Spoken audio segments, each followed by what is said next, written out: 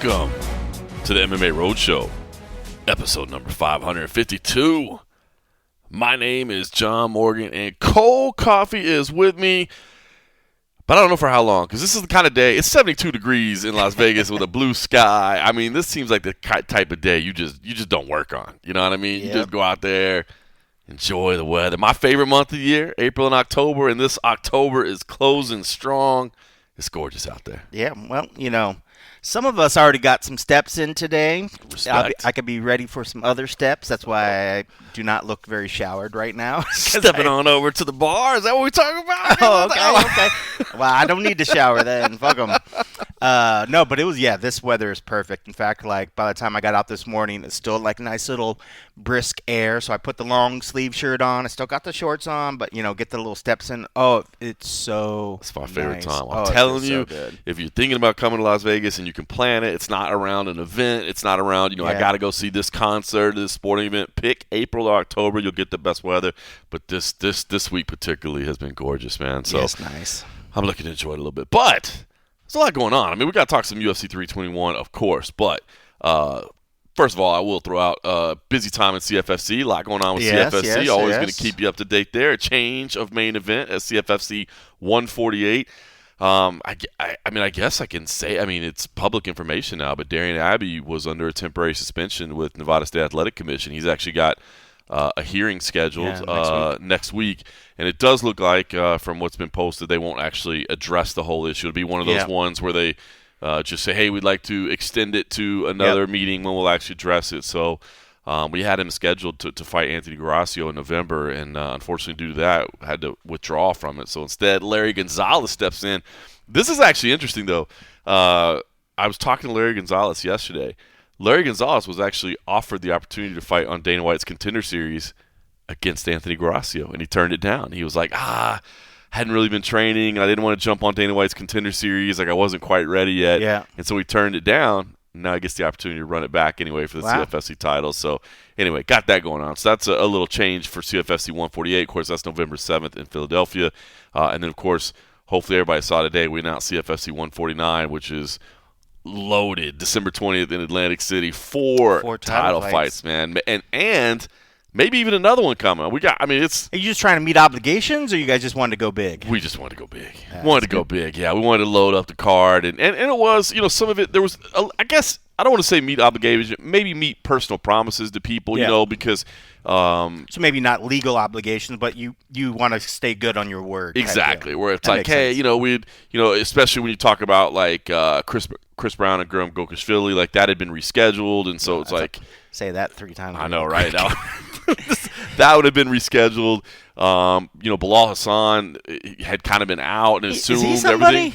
Bilal Hassan, is he a name? Can't believe the guy is still on our roster. So hopefully he'll get one more win. Ryan Kafar always wanted to fight New Jersey. So it was just kind of one of those things where it's like a congruence of events coming together. We're like, let's just load it up. Yeah, but it's going to be cool.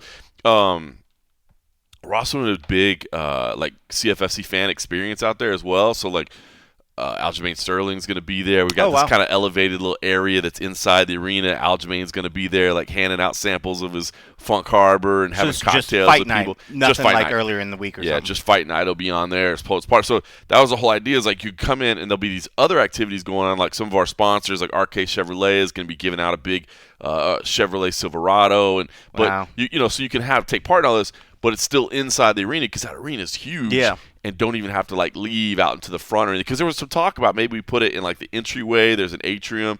You got to come out there one day. Maybe this will be one we can sneak you out there or something. Come see it. But there's a little atrium, and we were like, but we'd rather be in there so you don't even have to leave. So you can take part in all this and not even not have to turn your attention away from the fight. So, yeah, which is cool because sometimes people just want to get up and move around for a little bit. It's nice that you're giving them, sort of things that they can kind of let's get up and go get a beer, but also, go check something out. That's it. So anyway, it's gonna be huge. So if you can get your tickets December 20th, come out there, CFFC 149. So we've got that coming up, CFFC 148, CFFC 149. So there's been a lot going on the past week with that. We will have CFFC BJJ to wrap up the year as well. So all that stuff going on, even though we're having some off weeks, we're still always staying busy. Staying busy. Now, there's some breaking news that I did want to talk about, but before we get to the breaking news, I have not looked on the Twitter today. I have not looked on the I know X. you've been busy. So some of it will actually be. I think I'll catch you by surprise because I saw some of it right on the way over here. But I did want to give a shout out. Me and you did get to hang out a little bit last week since the last time we got together. We got to go see Fight Circus over at the Palms at that Chaos nightclub inside. Yep. I have been a Fight Circus fan from like the very beginning of the concept, man, where I was just like, dude, you guys have something here. Like, this is crazy. It's insane, but it's fun. And we actually got to go over there and watch it. Our guys Ben the Bane Davis and Oscar Willis were calling the action. Of course, then Oscar jumped in the main event as well. And boy, still no clue who won that match. I don't think I was really paying attention. By that time, I was like, I think I was paying attention to the whiskey and the whiskey sights was flowing. The dancers that they had in there everywhere, and it was they were worth looking at. they brought in some talent. They brought in some talent. Yeah. But I just want to say it was a good time, man. It was it was fun. It was the nightclub is called Chaos, and there's no better name for that than. By the way, it was the first time I'd been in there. Chaos has a weird history. Like, it was. The Palms opened it up, spent a lot of money building it. And I can't remember what happened. It's a nice venue on the inside. Really nice. It's nice. It was only open. It's been updated, but it's nice. Like, it's a nice space. Like, honestly, I can't imagine a better space for that show, especially, man. Just like all the LED lighting and the audience being right on top of it. Yeah, it's like sensory overload almost when they had all the lights and everything going on, and especially when the Fight Circus was doing its thing.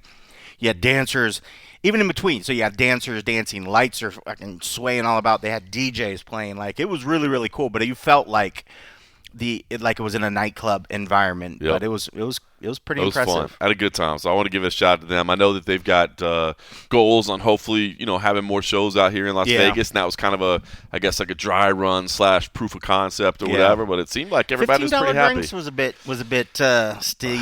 And that's I'm cheaper sure Vegas now. I know. And that's cheaper. I mean, just like Palms is cheaper than going on the Strip proper, right? Because that's slightly just off Strip. Because you want to drink when you're watching this. You definitely want to drink for the environment, and because you have to kind of like, it's like anything when you go watch theater or when you go watch just professional wrestling, you kind of want to get into the mood. You have to like let your eyes and your mind just sort of like set back, have fun, stop taking everything so realistic, and just enjoy the moment. And certainly some adult beverages help. So the staff that was working was great, but it was like you kept having to go on your wallet, and you're like, and then they do the Vegas thing where it's like, okay, say your drink's $20 or $15, and you give them a 20. They don't give you 5 singles. They give you a 5 back. So it's either nothing or 5. They want you to tip 5, and they did that like all night long. I didn't see one single. They didn't break anything down. I was like, psychology 101 right here. I was like, you're I'm going to give you this 0 or you give me 5. Yeah. So I was just like, okay, I guess we all have to try to be ballers, because if I'm buying one drink, regardless. Like, you go to a bar, it's $1. It's guaranteed. That's just the thing. And even that, some people are like, oh, well, I don't tip every drink. I'm like, bro, give $1 or whatever. But if you're making it to where it's like, hey, you're going to be 5, because then they'll probably give you the side eye. When you're like, oh, hey, can you break that 5? And they give you the side eye. I didn't do it because I wanted to seem like a baller that night, so I just gave them the 5. Well, let's be honest. You were balling that night. Yeah, felt all right. Was that the night I blacked out? Or was that another night? That was I didn't want to say that. I was just saying that you had done well. You had done well at the machines. We played some Keno the day before that. It's oversharing, bro. I wasn't going to hey, blackout. Sometimes it happens. Selective sleeping. Yeah, if you remember parts of it, are you really fully blacked out? That's that's just the brain conserving energy and just shutting down, being like, listen, bro, we don't need to remember none of this because we got other things going on. That's it. Yeah. But no, it was, So, I felt fine, like, doing it. But still, when you go out, like, that's the difference, and that's why some people say, well, if you're not ready for that, don't go to a Vegas resort. Don't go to whatever. That's true. And, like, I totally get that. That's true. But, so I felt like that's the only thing about – I would love to go see it again, but that's kind of the expectation is that, you either pregame or you're going to be paying the price when you get there. I was going to say, so the way I approached it was I left the house a little early, stopped by a little Circle K on the way, grabbed a couple of tall boys, and I sat in the parking lot. I had my iPad in my car, and I watched the main event and co-main event of UFC Vancouver. Yeah. Down in the little tall boys in the parking lot of the Palms, and then funny. Had a look finished up the UFC, had a little buzz on, and walked my way on into to fight Circus. So and ended up calling a couple matches before you were there. Which is crazy. That was funny. Ridiculous. They were like, "Can you jump?" By the way, trying to match the energy of what was going on there. Of Ben the Bane Davis and Oscar Willis. Impossible. I felt tremendously out of place in that situation. Those guys. I guarantee both of them been drinking since whatever before. Yes. Certainly Oscar.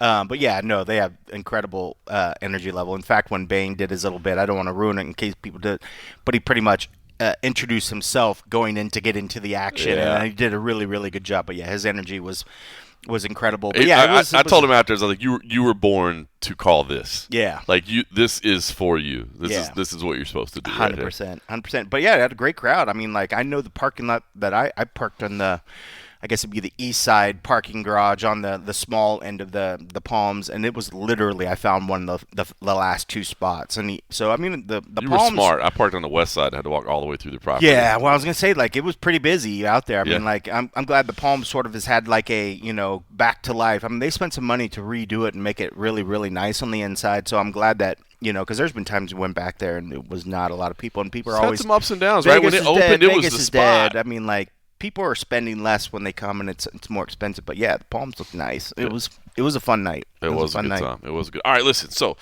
we'll get to the breaking news here. First things first. So there's one very specific MMA that I'm 100% certain you didn't see, but maybe we'll just start with the general sportsman. Did you see this gambling scandal in the NBA where they're like making arrests and man, that's I don't know. It caught my attention because obviously it reminded me of the James Krause scandal and all that, and the FBI was involved. But this time, they were making arrests and wild. And I guess it's a different government or whatever in charge. But I mean, they're just coming out and saying the mob's involved, and I mean, well, at this point, you talk about administration stuff. I mean, there's a lot of smoke and mirrors and stuff happening right now. We're getting the whole East Wing was just demolished, but now you want to raid and you want to start doing stuff that's been going on for years and years, so I take it as, it's not like they just decided to put their fist down on, crime that's been happening. I think there may be a little. I think there's a little like, oh, hey, like look at our FBI, look what we're doing, blah, blah, blah. But, oh, by the way, don't ask questions about this atrocity that's happening at the White House right now and all this other shit. So, but yeah, I mean, but regardless, being said, if you're breaking the law and you're doing some shady shit, you deserve to get it, whatever. But the timing is a little bit suspect. It definitely was interesting. But it just caught my eye simply because, obviously we kind of never really had like full resolution with the whole, is the FBI still involved? What's going on with? I mean, MMA's. Why is that? MMA's peanuts. I mean, I suppose we could ask Dana about the UFC about that and say, hey, if the FBI is going after that, did they ever give you a resolution about the whole James Krause thing? I didn't even think about that. Yeah, I did not even think. It's about worth that. asking. Wow. Especially if he's the one that's out there like saying like, oh, if you're doing stuff like that, you're going to go to federal prison. Well, hey, have we ever heard the resolution about what happened with some of your fighters? It's interesting. It's interesting. Well, and even in the situation, so what that's I for heard, real journalists. I'm a video producer. that's for the journalist reporters. It is interesting. You start putting that. It'll be interesting to see who does follow up on that story because it definitely jumped out at me. And the thing I had heard at the time with the James Krause situation was again that, and it was mentioned here as well, is that really the issue wasn't necessarily like the FBI doesn't really care too much about the sports betting inside information, which is illegal. I've said this before. I didn't know that was a thing until that situation, but it's money laundering, it's tax evasion, it's all those things. Follow the money. I mean, right? They book it all together. I mean, like, even though one thing is inside information, who's to say that it isn't something else? Right. They just throw these big terms out there. I mean, and maybe if this is one case or whatever, they think it's tied with the mob. Who doesn't? Maybe James Krause is actually a mob boss. How about that? Where is he at right now? Is he hanging out with Hoffa? I haven't heard anything about him. But no, I mean, who knows? But no, it's funny until you said Krause. I was like, holy crap, you're right. I haven't thought anything about that thing. It just went away. Brushed it under the thing. I mean, there was some like Nevada State stuff that was done and some commission things that were done, but never really got full resolution. And I kind of always thought it would be much ado about nothing because it just seemed like such small peanuts compared to. It's like in like a personal thing. Like it'd be easy for the UFC to say that's that's with the lawyers and Krause and those people. Has nothing to do with us, even though it was based around your sport and it's involving athletes that were on your roster. Like it kind of is, So I did find it interesting. You know what? It's funny too. It makes you wonder: is the FBI going to reach out to Dana and start talking about the stuff that's happened rampantly in the UFC? Can we just let this go away? Can we just? We don't really need Cash. to see this. Cash. How about I slip you some cash and you make this go away? Isn't that his name? Cash Patel. Cash Patel. Yeah, he's a Vegas guy. He hangs out right here in Vegas. Oh God, it's for sure. He's like, oh, don't worry, don't you worry, D-Dub. We're good. Can you take me? Wild speculation here. These points of opinion do not represent the position of the podcast as a whole or any of our. This is cold coffee specifically. No, this is joke satire, right? Isn't that how we do it? It's all a joke. It's all a joke. Man. I will definitely be interested. It's not to see like how I this did thing an plays out. AI thing and created a jet flying over my populace, dropping poop on them. Like it's all jokes. It's all jokes. At this point, the bar has been so low, everything can be claimed to just be a fucking joke, right? It's ridiculous. I'll be honest. I thought the whole White House thing, and we won't go too far into this, but the being destroyed or being remodeled, but tearing it. I thought that was illegal and impossible. There are people saying that there should have been clearances to do stuff. There's like my wife was like, "Did you see this?" I'm like, "That can't be real." Oh no, it's real. Well, and he even said, granted, not that he ever goes back on his word. Said like, "Oh, we're not gonna change the structure. We're just gonna do a little bit of whatever." Then that changed, and then now it's like gone. It's ridiculous. And they raised the cost up. Now it's gonna be like $300 million or something like that. That's crazy, man. Qatar's paying some real good money, I imagine, for all this stuff. It ain't come from Russia. Russia's mad right now. Man. But, we got you on one crazy today. Well, you start talking about some rampant BS shit when it's going on. Like, it's pretty crazy, dude. The timing's whatever. But, that being said, going back to the real thing, if there are shenanigans happening in gambling and sports are being affected and people's livelihoods are being affected, you should get caught. You should get punished. Yeah. But let's keep it legit all the way across. When we're seeing certain things happen, there's a lot of, suspect timing, but also the targets are very particular as opposed to across the board type stuff. So, but that being said, if the NBA and the NFL have issues, if anything else, let's check all the sports. I'm interested to see. I'm interested to see how this thing plays out, man. The fact that actual arrests were made. Yeah, they said a lot, right? Yeah, they said like 30 arrests, but the first two were like... That's crazy. That's pretty wild, man. That's crazy. Wild. So, I don't know. Perked my interest a little bit because, again, it was actual steps being taken forward and kind of made me think about the whole UFC situation. All right, now here's the one that I know there's no way you saw because I literally saw it while I was driving over here because I was sitting at a red light and I was just scrolling Twitter while I was sitting at a red light. You're not supposed to say that you're scrolling on your phone. I was parked. I was at a red light. At a red light. Does that count? My wife gets mad at me. I'm like, I'm at a red light. Count. She's like, it doesn't matter. No, like, if a cop pulled up and saw you touching your phone, you could still, you're still messing with your phone. My wife's always right. I hate that shit. I'm like, I'm not going anywhere. I'm just at a red light. But check this out. Tapology. Okay. Tweets out of the blue. We received notice this week of a failed drug test for athlete Patchy related to his May 2024 Bellator fight against Magomed Magomedov in Paris. Mix originally won the fight via split decision. It continues on in subsequent tweets. The FMMAF, a federation that has legal authority over MMA fights in France, has communicated that due to the failed test, Mix's win is being overturned from a win to a loss.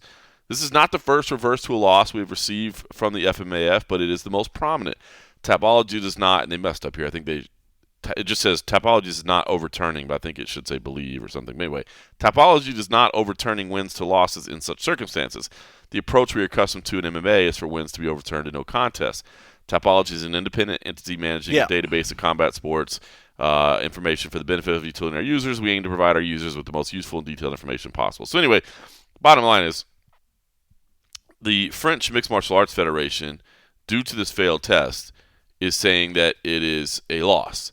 Tapology is going to list it as, as saying it's overturned to a loss, but they're not taking the loss away from them. Yeah. I see a little the wording off to the side. It says original results remains or whatever. But anyway, caught my attention, number one, because, that fight was, a good year and a half ago at this point, which is a little wild that it took this long to get done. The other thing is, I hate and I imagine this will develop kind of as we're sitting here recording, because I'm telling you, this was literally as I was driving over here.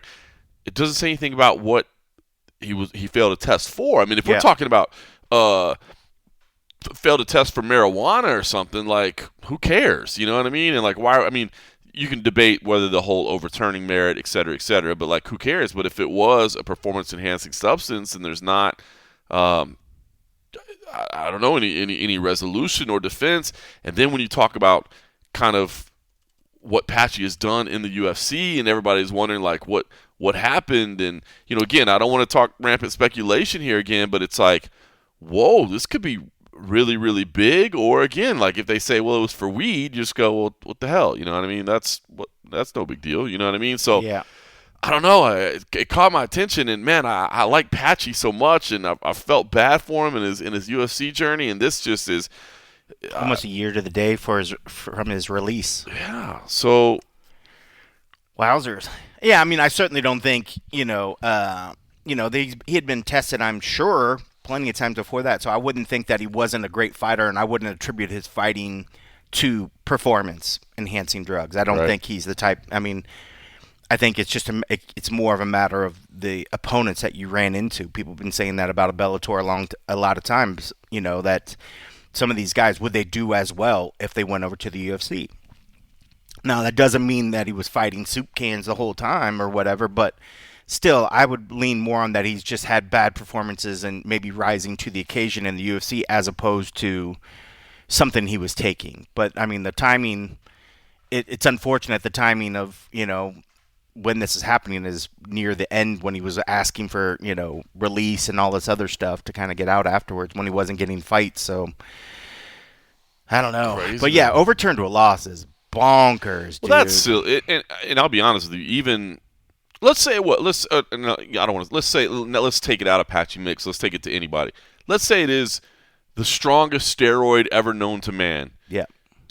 I still think you turn it over to a no contest, right? You don't turn it over to a loss. I mean, I don't know how long the MMAF, which is just a ridiculous name. I thought you were clowning at first when you were saying the MMAF. No. I mean, granted, it's not like they've been along. I don't know how long they've even been in existence to where this stuff is starting to work out. I mean, because I imagine they didn't exist for long before they finally got legalized over there. Well, I would imagine. It was so. Founded in 2005 is what the initial search is. I was going to say, I imagine it was established because if you think about it, remember, were you in Stockholm when the International Mixed Martial Arts Federation was founded? Were you over there? I don't know. Anyway, the IMMAF that oversees the amateurs, the Amateur World Championships, a lot of these. I mean, that was the legal process for getting things legalized in a lot of places. Like you have to form a national foundation. But as far as MMA at a professional level hasn't been legal in France for that long. So the organization may have been around for a long time, that's what doesn't but make not any to the point sense. of regulating professional mixed martial arts to this point. So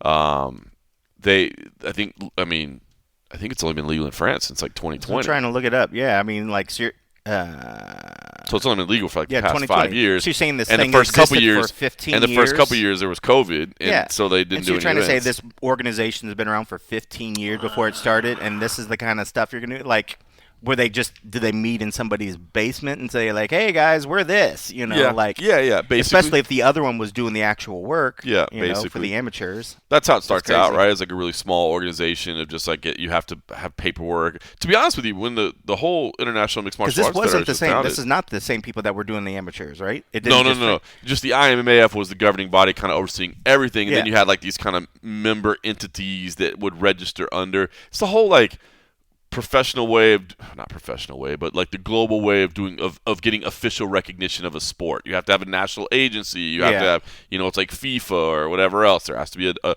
governing body, and then the national. That's crazy. It's bureaucracy and bullshit. Which that's what definitely feels like. Yeah. But yeah, that's just ridiculous. I mean, like. Anyway, I thought that was wild. I'm sure the story will come out. I mean, it's definitely worth following. Like I said, I hope it's. Since he's come over to the UFC, he's been tested to the UFC standards. So, That's why, I mean, it could be a fluke. It could be whatever. I mean, does he have any legal to go back and ask for a retest of the samples? I mean, the fact that it's taken so long, you wonder what sort of recourse he has to combat this sort of thing, if there is anything at all, or it's just a matter of, well, sorry, we've done this, we find this, like, why are we just hearing about it now? I mean, it's not like, tests and things can happen and reporting organizations wait 18 months or, 14 months to say anything. Who would do such a thing? We may have heard of it before. Who would do such a thing? It is crazy. I felt bad. I like Patchy a lot, and again, for years, you would just hear training partners and coaches just loud, Patchy for just how damn good he was and is, and obviously his UFC career hasn't gone the way expected, and now you add this on top of it. I don't know, man.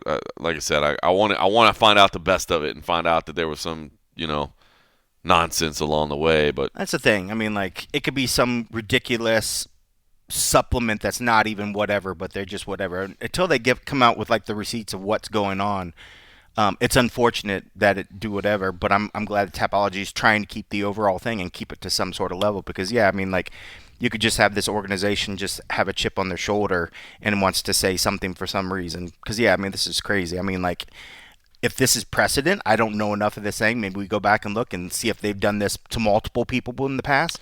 But if it hasn't happened, then I think there's something else. They said they've had a couple. And by the way, the crew over at Tapology, they take this shit very seriously. Yeah. You know what I mean? But they say that this FMMAF has changed things. Has requested this before. So I wish, and I'm sure it was discussed and considered.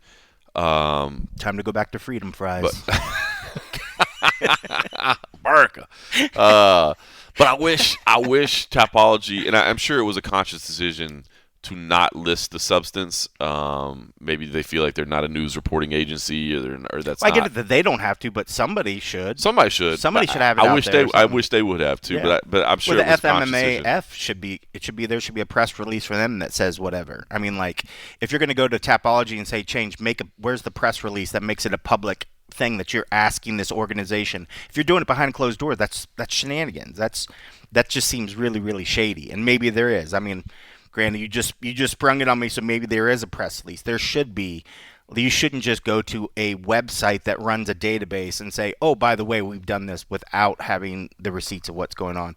The NSAC wouldn't do that. I mean, like, everything's public knowledge. There's public records of it.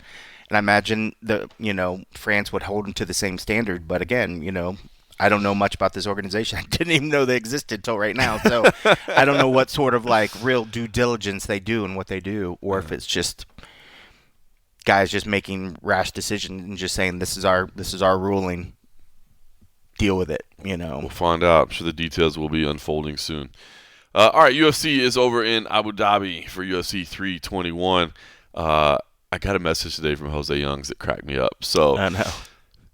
We may have spent an inordinate amount of time in a particular bar in Abu Dhabi because there was, obviously during COVID, when it was Fight Island, was going over there. I think if I remember right, we did like a 5 week. There was like a 2 week stretch, a 5 week stretch, and a 3 week stretch, or 3-5-2 or something. I can't remember the exact order. I think we ended up doing like 10 weeks, right?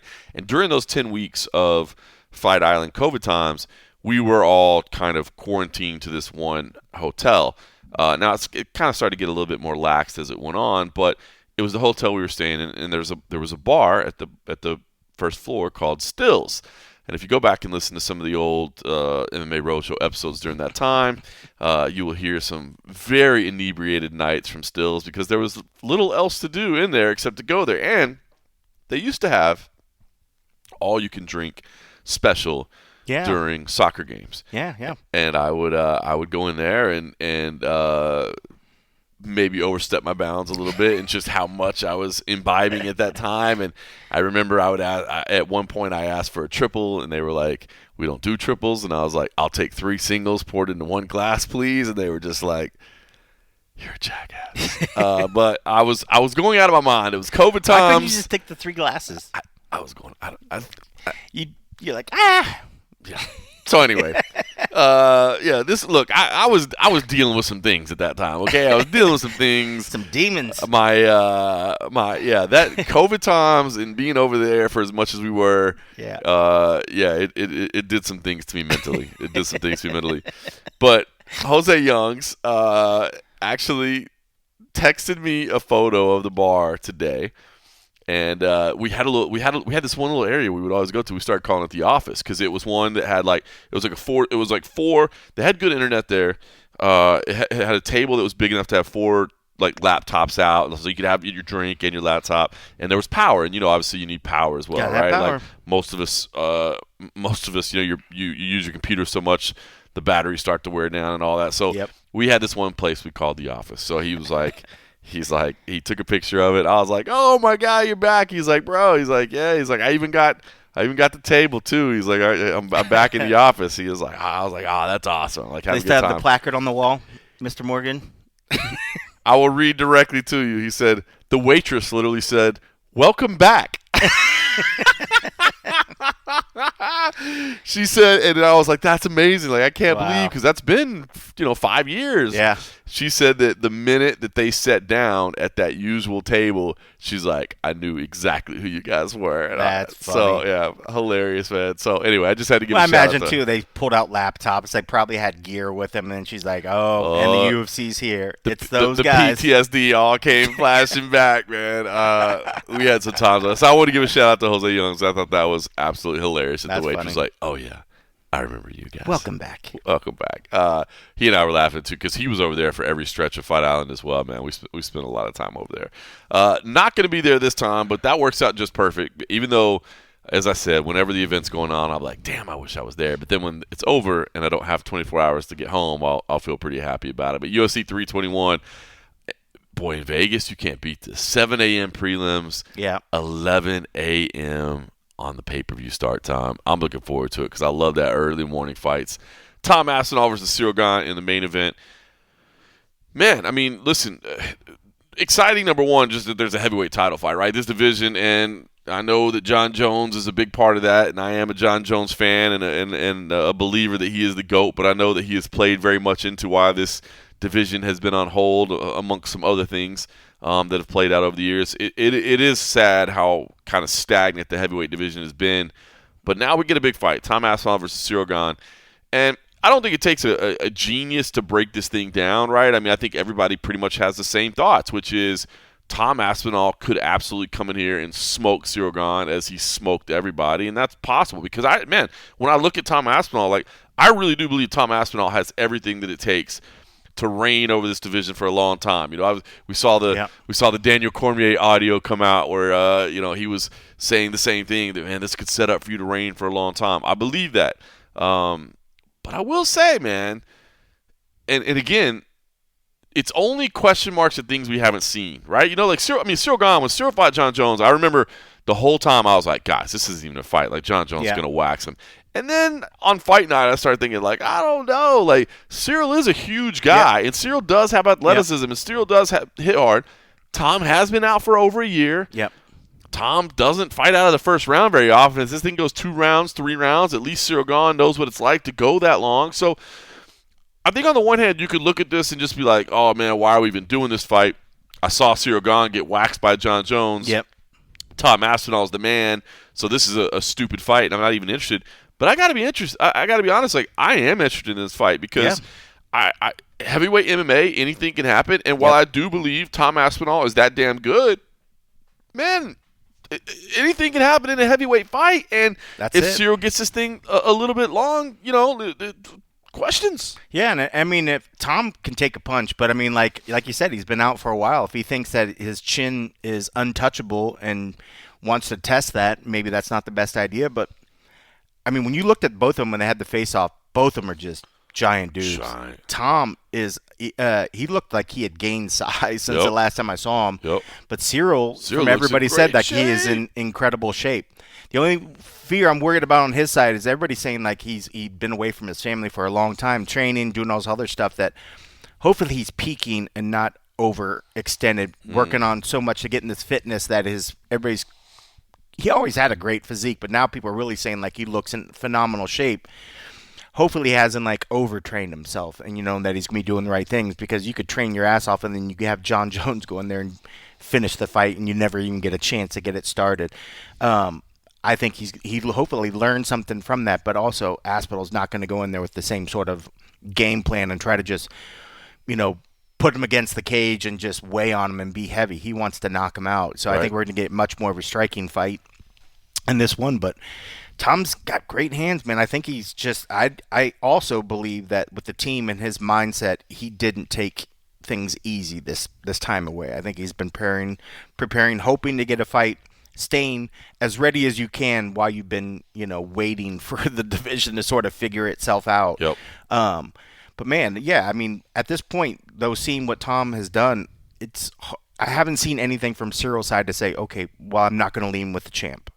Like, you got to lean with the champ. Absolutely. I've seen nothing, outside of the physique and everybody saying that Cyril's really been focused. Like, that's great. Everybody that gets an opportunity that they've been dying to get is going to train their butt off. But that happened before with the Jones fight. Yep. Like, what's different? Nothing, So I think I want it to be a fun fight. I certainly don't want it – I mean, as cool as it would be to see another quick end to the fight, I would like to see Tom pushed in a little bit. Too. I would like to see Cyril – get to show his work, I would too. And what he's been doing. Like, that was the biggest letdown with the Jones fight, was that you're just like, oh my God, he trained his ass off for it, but he never got a chance to show anything. So I would like to see a fight.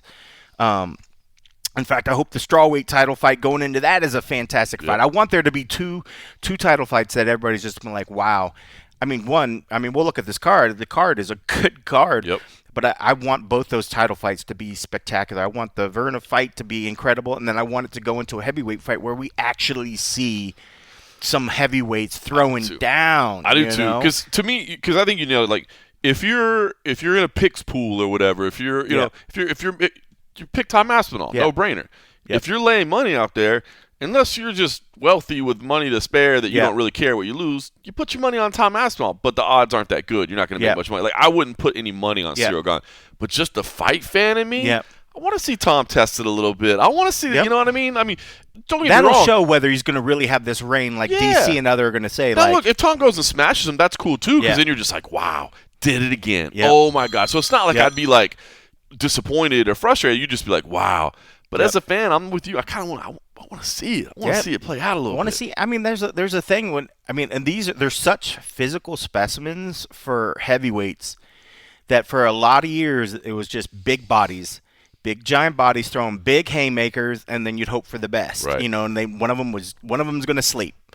Now the level of MMA and the physicality of these heavyweights, it's so impressive what they're able to do and how quickly they're able to move. And like, so seeing these two guys, like, I want to see everything. I don't know. The days of just wanting a bar slobber knocker where you just got the guys go out there and who's the toughest guy is going to stand in the middle, we're just going to sling. Like, you want to see some high-level MMA, especially when it's topping the card. You want everything to build up and then just have this incredible just fireworks show. When it doesn't happen, there's a quick finish. Sometimes, as long as it's a really quick finish, you're like, all right, that's cool. I still enjoyed it. Yeah. But when you see those ones where you see high-level stuff that when you can go to somebody and say, did you see this? Did you see his jiu-jitsu? Did you see his ground game? Did you see his takedown defense? But then did you see the hits? Oh, and then he recovered from it. And then you see the swings in the fight. That's when it's fun. That's the shit you remember. Yep. And then you can go back and years later you say, oh, man, remember when Gane and Aspinall fought, over there in Abu Dhabi, blah, blah, blah. That's the stuff you remember is when you actually get to see that battle. So I'm hoping for it, man, and I'm hoping for the co-main. I don't want to just immediately switch from the heavyweight. No, but I mean, it's funny because you said the Virna fight. So does that mean you're picking Virna? I know most people pick Dern. I mean, I know a lot of that too is because it's a rematch, right? And most times with rematches, it either goes towards whoever won it the first time. The Verna that fought Dern, and they went to a decision, if I remember right. I want to say it was a unanimous decision, whatever. This is not the same Verna. No. Verna is so tough, so incredibly strong, so badass now that the version before, I still feel like was just the shy Verna that, didn't speak the language, maybe felt awkward on the things and just was still in her shell. Yep. The one that we're seeing now has been battle tested through some absolute beasts. And Dern, I mean, who doesn't love Dern? The UFC wants Dern to win. I mean, she's the complete package. She's a great fighter, and she looks absolutely incredible. But, man, a lot of people say that she maybe has too much stuff going on. She's out in the spotlight. She's doing all these other sort of things. Verna's just, I mean, I think she is incredible. I don't think she ever, hopefully this will give her some of the clout that she deserves. I think this run that she's on, she doesn't get enough credit for what she's doing and how she's fighting right now. And I think a lot of that's just because there's the translation errors. We can't really get their emotion without it going through a filter or whatever. Yep. But we're starting to see more of it. And I love the personality that's starting to come out. Even when she comes and she talks with us in the back. Now when I interview her as opposed to years ago, it's night and day difference. Like, even though I can't speak the language, I see the face, I see the interaction, I see she's enjoying herself, she's having a good time. And the fighting is showing that as well, because I think she just feels comfortable. She realizes that, I think she believes that she deserves to be here. And I think maybe when it first started, I think there's just so many Brazilians that are popping up, and she was fighting the young, pretty Brazilian, that's part American or whatever. And I think there was just a lot of issues where she wasn't quite sure of herself.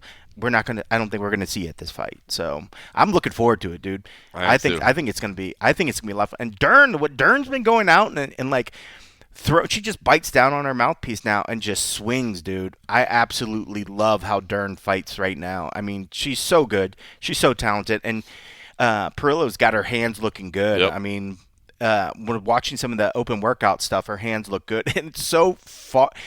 There's so much growth. We've been seeing these athletes since they came in, just the growth of both sides. Dern, her hands and her striking now, it's a totally different fighter than when we saw her. So both of these athletes are different fighters. So as much as some people, I think, when it came with the odds, they're looking at the past rematch like it's really going to play into effect because one got the win over the other. But I think literally they're two totally different fighters, and how they're fighting right now, that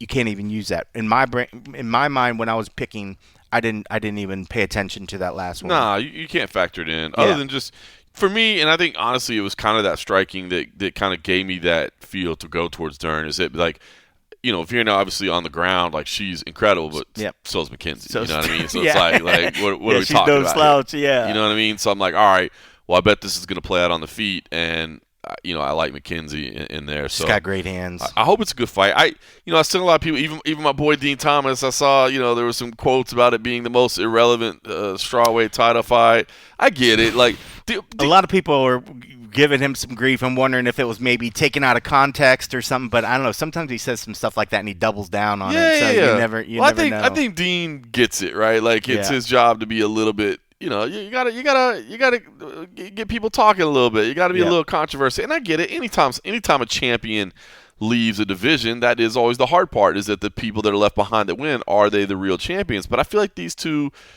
have been in the discussion for a long time. Virna especially has earned the spot. McKenzie, if you want to say that maybe it's a little bit of her star power that helped her earn the spot, I'm okay with that. But there's no doubt, like, Virna was next. She was 100%. So you know what I mean? So I had no problem with the fight. And when you look at the rematch, and everybody's sticking the rematch, but let's do the MMA math and go back and look at some of the losses that McKenzie has. She lost to Yan Janan. Yep. She lost to Amanda Lemos. She lost to Andrade. You go over to Verna. She beat Amanda Lemos. She beat Yan Janan. Yep. And she never actually fought the other one, but still. Yep. Bro. The MMA math MMA is there. math. It never works, but it's there. It works. Never works, but if you want to do it, it is. I know, that's what gamblers are like. Oh, well, of course. I got my MMA math degree, and it's like, it doesn't work, bro.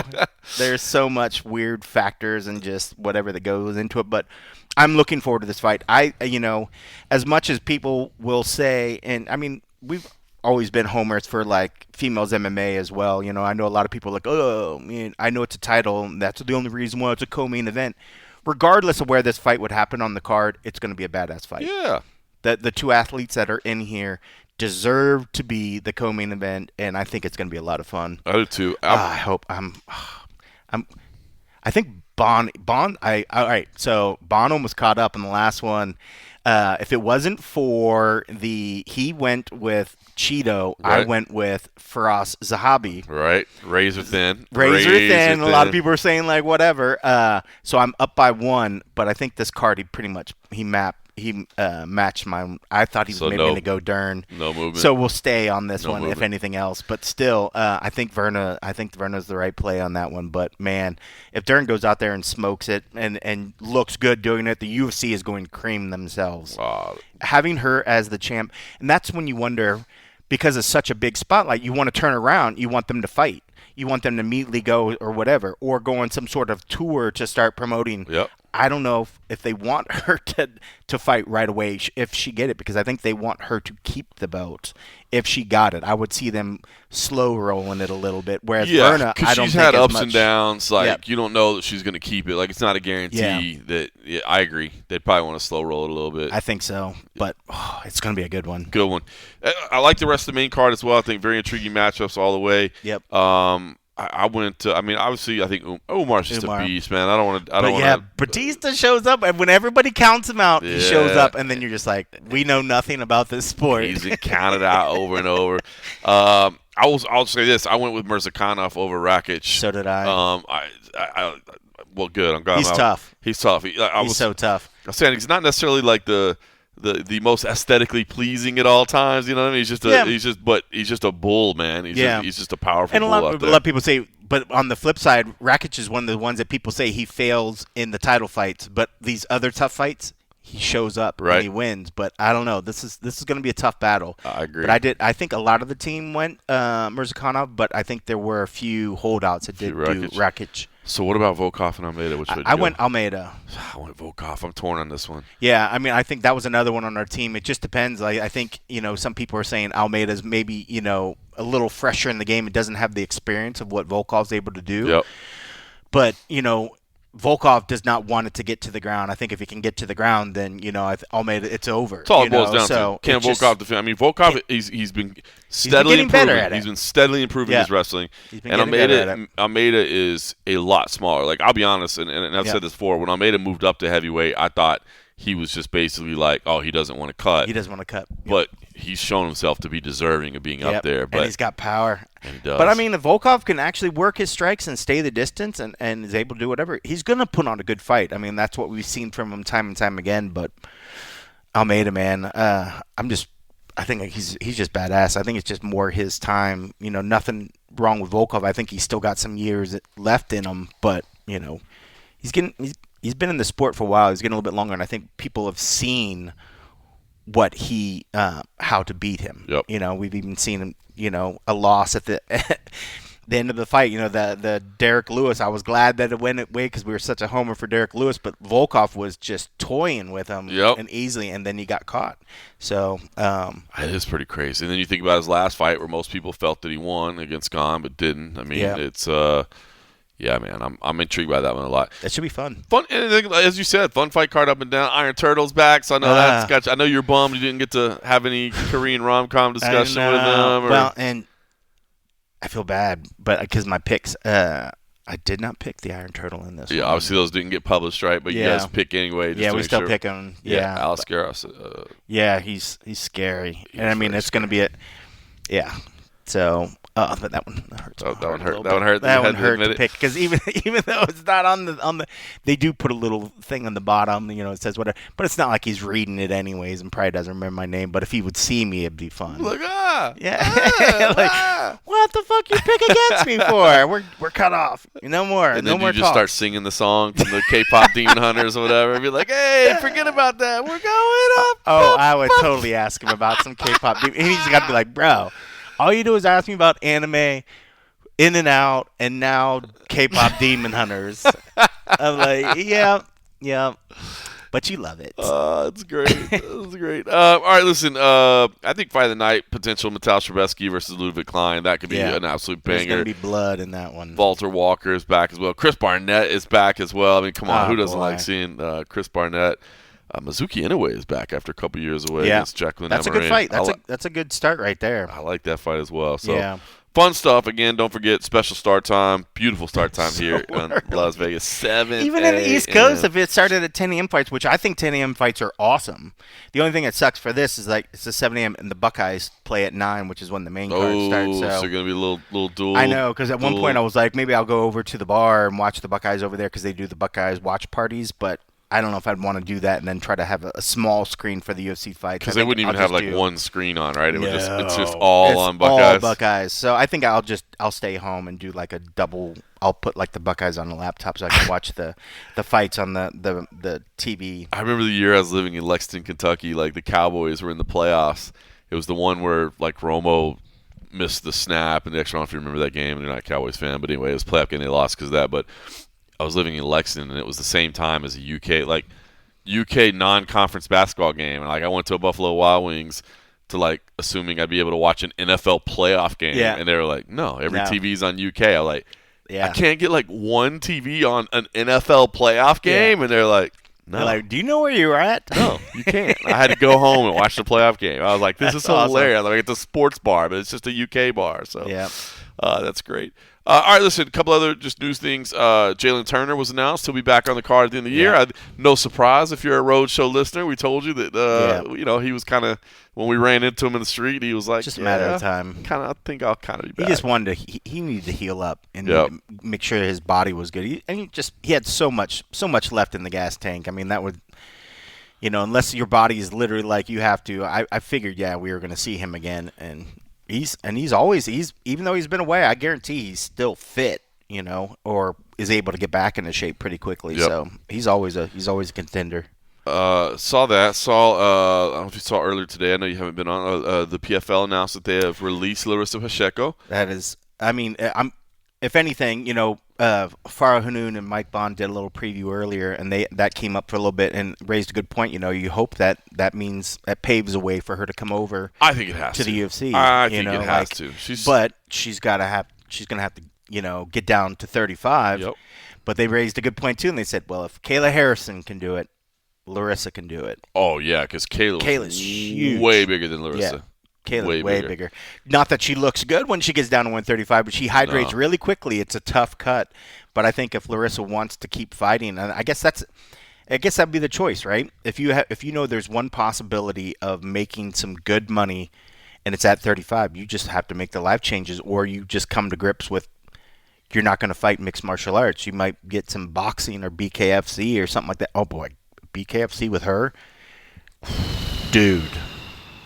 She's got crazy hands, man. Like that. I didn't even consider that possibility. Oh, but boy. Yeah. Dude, she would smash over there. Yeah. I think she'd make better well, I don't know. I don't know what BKFC would pay. I think she has a bit of a name within the MMA community, so maybe Feldman would be like, hey, this is a good get, Maybe Connor, he's got his hands in everything, might be like, hey, that's interesting because then they can advertise it to other fighters or whatever. Yeah, and that's what I was going to say is that's interesting because the PFL might be willing to give their footage to BKFC for high, because that's the whole thing, right? You want footage to market, right? Yeah.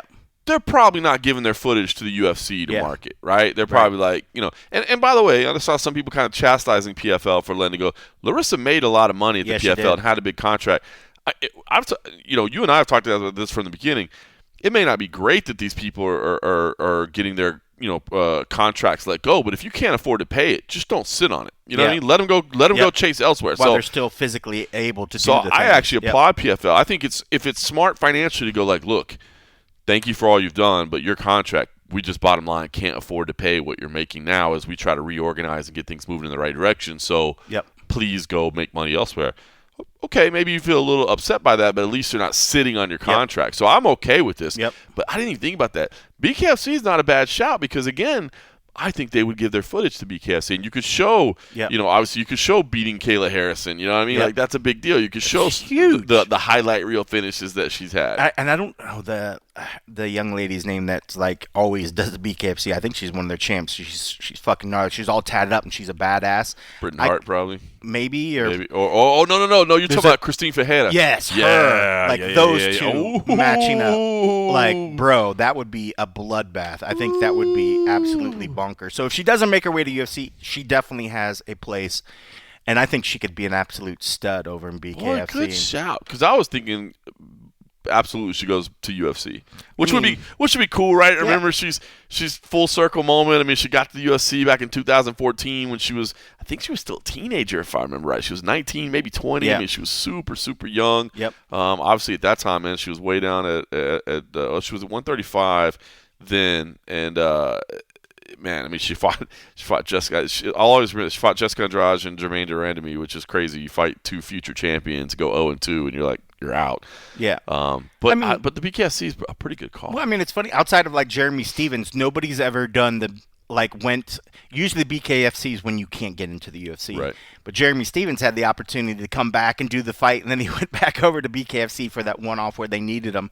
I forget where even that was, but in Iowa. So I could see where could she go to the BKFC and still maybe get over to the UFC? Maybe. It kind of depends. It depends on how much her star power stays high over there. But if they're paying her great money and they can't match it or won't match it over the UFC, it's probably going to be a one-way ticket if she did get it. But I'm sure she wants to fight in the UFC. But in terms of where I think she could make a huge splash and maybe become a face of a company quicker, it's going to be BKFC. It's a good call, man. I hadn't even thought about it. It's crazy to talk about the UFC. Like, I guess maybe the next month or so. Like, we don't know anything about next year yet. Yeah. We don't know. I mean, we know June 14th at the White House, and that's pretty much it, right? I mean, we haven't heard. It might not even be the White House at that point. They might have just renamed it at that point. There might not be any of the existing structure. They're the lair.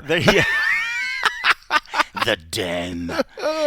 Yeah. So outside of that, we don't know. We don't know anything. We don't know. Yeah. We don't know dates. We don't know cities. Yeah. We don't know. I'm still very interested. I had somebody point this out to me the other day. So, and I had not thought about this, but we're kind of talking about maybe time changes or whatever, time. But the numbered events, there still will be pay-per-view in other markets. Like Australia is a pay-per-view market. I believe Canada is a pay-per-view market. New Zealand. So there are a couple pay-per-view markets. So obviously the U.S. is the biggest or was the biggest pay-per-view market. But there will still be pay-per-views in other countries, and so I wonder if that will lead them to say, well, let's stick in that traditional time slot. Yeah. Which, to be honest with you, I wouldn't hate. I mean, to be honest, the big pay-per-view cards, I don't mind hitting that 10 p.m. Eastern main card start. You know what I mean? Like, that's the prime. I would like the fight nights and stuff to be more like college football or something. You know what I mean? Like, let's put it on during the day on Saturdays. At least then we get some Saturday nights. That's what I personally would like to see, but we don't know. We don't know what cities they're going to. We don't know, what time they want the events to be at. We don't know what anything is going to look like. Was it Buffer that was saying, like, just off of the pay-per-view thing or something that was talking about the White House? Was it him that was like, it's going to be the biggest pay-per-view ever or something? It's going to be on CBS. I know. I was like, it's not going to be a pay-per-view. Oh, I didn't see that. But I don't know. Maybe it wasn't Buffer. Maybe it was somebody else. But I feel like I just read somebody was like boasting and saying about how it was going to be, the biggest pay-per-view. And I thought it was him. And I was like, it's not even on pay-per-view, Bruce. Well, hey, there's no pay-per-views in the United States anymore. I mean, I know Dana said we could. Yeah, I would think if anybody's talking about pay-per-view, they're only referencing here, like unless they're an international person or something like that. Like, I don't think Bruce is saying anything. If it was him, I don't think he's like, oh, it's going to be the biggest numbers in UFC ever. I'm like, should be the most watched UFC card. It's going to do bonkers. It's going to because it will get coverage from every outlet. Outside of sport. Like, it is going to be a cultural phenomenon. Everybody, every major news organization that doesn't cover sports is going to cover it. Even if all they want to do is talk shit about it. Even if all they want to do is say that it's ridiculous. You know what I mean? They're going to cover it. Yep. You know what I mean? I mean, I could see Al Jazeera. I could see the BBC. I could see everybody internationally. If a sporting event happened at any grounds that is the your country's capital status icon item, like they're going to talk about it. Yeah, if there was a UFC event in Red Square or something, you know what I mean? Like we're gonna talk about it. So it's gonna be big. What if it turns out that they're tearing down part of the White House to create more of a seating area for the UFC event? Are you so ridiculous? They're like, well, the UFC is going to pay to rebuild this later on afterwards. They're like, we're going to pass it off. So Dana said he's going to they have to do the whatever it was, 700,000 or he's like for the lawn. He's and like, Dana, now they got to just tell people it's for the grass. Just tell people it's for the grass. Like it's really. He's gonna come back and like, I'm actually gonna make my own Hall of Honor just for me and my accomplishments. I'm gonna put about the what was the show that he did what was the Apprentice? You're Fired? Yeah, The Apprentice. Yeah, he's gonna have that's gonna be the Apprentice wing now. Oh, God, it's so amazing. Oh man. All right. Yeah, that show's gonna be bonkers. If they offer, I mean, it's almost like say if because I go back and forth. I feel like I would want to be there, but there's another part of me that's like, it's gonna be such a crazy madness. I'll say right. I want to be there. It is gonna be madness. It's gonna be chaos. Certainly a one-off. So I guess on that it's one that instance, you know. I do. I mean, I honestly really do want to be there. We'll see. I don't know if it's gonna be possible or not. You know, we don't know. They're covering for the MMA Roadshow, right? Absolutely. I would absolutely. We got to have something to talk about on the podcast. So I mean, why wouldn't you want? So I would really like to be there. We'll see if it happens or not. We don't know. We don't know anything about the plans. But it is a one-of-one history type thing. You know, like I really wanted to be at the Sphere, and I do believe that the Sphere was a one-of-one. But like you could always go back to the Sphere. You know what I mean? Like it costs a lot of money, and you know that the struggles and the challenges and the operational logistics are tough. But you could go back. Yeah. Like, you ain't going back to the White House. No. Like that, you know what I mean? That's not happening. So, we'll see. I'd like to be there for that. We'll find out. But, yeah, and we'll find out the things. Last thing, I did want to just quickly mention Duke Roufus, man. That one hit everybody really, really hard. Yeah. I think it's been cool to see the outpouring of support. Obviously, man, tough watching Paul Felder. Tough with good reason. Yeah, I mean, he was so close. It was hard to watch that. You know what I mean? I know how tight they were. Yeah. For me personally, like, you know, obviously, Punk obviously is super close to Duke Roufus, and always heard a lot of great stories through CM Punk, and obviously I've just known Duke for a long time. Only made it out to his gym once, man. It only made it out there. His gym, if you and I think you've been out there a couple times. Yeah, because you brought up Punk. If you go back and you'll find like a Duke Roufus interview that we did when we went out there before Punk's debut. Me and Ben Folks were out there. Because I was like, who was I with? I was like, was it with John or was it with Folks? And I found some other footage where we had Duke in his office, and it was Ben chatting with him. But, yeah, I want to say I was out there maybe 2 or 3 times. I've only been there once, and it was actually during CFFC match day when we were kind of barnstorming through some of the smaller towns, and we ended up in Milwaukee, and it was me and Rob Haydack, and we went out there, and it was funny because I'd never been there. Like, his gym, first of all, I mean, Roufus Sport is a cool gym. It's packed. Like there's but I mean they have maximized their space, right? Like it is nothing but cages and floor space. But like just finding it, like if you pull up, like it's like downstairs on the back side of a thing. Like I'm like, this can't be the right address. Like there's no gym here. It's so easy to overlook it because when I went, there was no real like front facing sign or anything. You just had the address, and I remember I was like, is this it? You know, I think we walked past it the first time. I walked past it the first. I bet everybody has that exact same experience, man. But they maximize that space. Yeah. Then once you go down, then it's literally wall to wall like mats and fight shit. Maxed it out, like man. But you talk about it. I mean, Paul Felder talked about it. And I heard a lot of other people. I saw the Pettis brothers obviously. Yeah, that's another one I went straight to try to hear because you knew how close he was to them. You know, as they said, like he was like a father figure. But I think that was like him for a lot of his athletes. You know, that's how much he cared about the sport. And, you know, he always gave great advice. You know, when you see him on Fight Week, he was never one of the ones that would get too crazy and say shit and become like the scene or the story. But he was always there supporting his fighters and stuff. And you could tell that when you walked around the gym, you know, I mean, everybody that we interviewed, you weren't with me when we were asking when we were down in there as well, I think? I don't think so. I think maybe that's the only time I've been there. Yeah, maybe I did go. I don't remember. I can't remember. But, yeah, I mean, like, every athlete maybe they did that like a UFC Open workout or something there. Maybe I did. Could. I never went in a one-on-one situation. They may have done like an open workout or something that I was at because they did a couple like WC and UFC events out in Milwaukee. So maybe it's possible, but yeah, I mean, like every athlete, you know. But I went looking for the Pettises because that was just like so famously in my mind, like their relationship. But hearing Paul talk about it, you know, it certainly echoed what you could see from most of the athletes that we've ever heard that's worked with them. I know us as media and us as just people that would see him on the scene, he was always a great guy to be around and was very warm, very open. Yeah, it hurt, man. Like just I feel like, man, right now the sport's losing some really, really greats in the sport. You know, you're just like, holy cow. So it's funny. So number one, just talk about like the type of guy he is. Like during the trip to Milwaukee, we actually ran into him in a bar one night, just randomly. We both just ended up in the same bar in Milwaukee. Yeah. We looked over, we were like, "Oh, damn!" And it was, I mean, he spent hours just talking about like just out. And again, it is that love for the guys and that relationships. Yeah. But to your point about saying like it just feels like we're losing, because I think it was you that messaged me that was like, yeah. And this it's the same thing that happened earlier, like with Tom Gerbasi, where somebody's like, "Did you hear about Duke Roufus?" Yeah. And the first thing you hear, I don't know. There's like, if I was 20 years younger, I'd be like, "What? Did he get arrested? Or like, what did he get promoted? Or what? Like, did a new job opportunity? You know what I mean? Like, I don't know." But it is sad that like we're to a point now when somebody says, "Did you hear about so and so?" The first thing you think is, "Oh God, like are they? You know what I mean?" And it is tough, man. So it's young. Tough. Yeah. I mean, so young, 55. 55. I mean, man. that's just – I mean, and this is a guy that's athletic. I mean, he's doing his thing. I mean, like I guess if anything, I think all of us, going in your sleep is probably the best thing. Can't ask for anything more. But, man, it was just – I think it's just like with Gerbasi on the media side, and I think any fighter that's worked with him, I think – on the flip side, when you think about athletes, I think any athlete that, whether you work with them, trained with him, or even competed against him, probably felt like he was a great guy.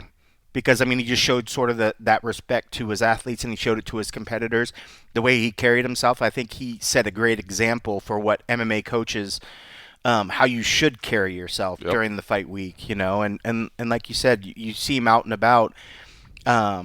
He was always giving of his time, very smiley, very, very whatever. Mm-hmm. But yeah, I mean, it's a shame, and I think everybody at first was like, no, right. He's way too young, like what happened or whatever. Yeah, it was sad. It's sad, and I'm sure Milwaukee. I'm sure Milwaukee will do something and say something. Milwaukee's a great fucking town. It is. Mean, I have so much fun during the summer. And love up in Milwaukee. Yes, it can get cold as all get out. It's like Chicago. You see that river like freeze up. You're like, oh, this is no good. But you are right. But they loved him. Entrenched they loved him up there. in the community there. Entrenched in the community there. So yeah, I would hope that they would. I'm sure they would do something for him or did do something for him. I didn't keep up with it or whatever, but you would think that hopefully the city would do something, to sort of recognize or something. But yeah, he was a big part of that city and big part of the MMA community up there. And I think even just in the U.S., I mean, I think his input and for MMA here, it's a loss for the community for sure. Definitely is, man. Definitely is. Yeah, definitely condolences to his fighters. 'Cause I mean, we didn't do the blood, sweat, and tears with him in the trenches like the fighters, and it affects us because he was such a really cool dude. So I mean, I know the people that were much closer than us are really hurting and feeling it from this one. So yeah, it's a tough one, tough loss. I'm glad you brought it up because I knew we hadn't taped yet, and I was like, I know we're gonna end up talking about Duke because I remember when it happened, it was just fresh, and I know a lot of people always want to jump straight immediately to like social media, and I was like, I'll never say. I can never type what you want to sort of say and just reflect all the moments and some of the cool stuff that you've seen in a whatever 200 word character count, whatever sort of thing. But yeah, he was a good dude. But yeah, watching Paul Felder, I mean, I think everybody got choked up watching that. I mean, it was something, man. It was hard, man. I was obviously a consummate professional to get through it and to get back to his job, but you could tell. I mean, and I knew. I mean, obviously Paul's close to the CFFC family, and man, I know how much Duke meant to him. So Duke's been a lot to a lot of our guys, that have come through there. So I'll add one more sad one on there, and then we'll just make it quick. I know if you would see him, you would recognize him, but Mike Arnold is one of the Concom audio guys that he would be working the board next to our things. His wife lost her battle with cancer yesterday, I think. Jeez. So sad. Yeah, that was tough because he's like one of the guys that more than likely, not all the time that would come up.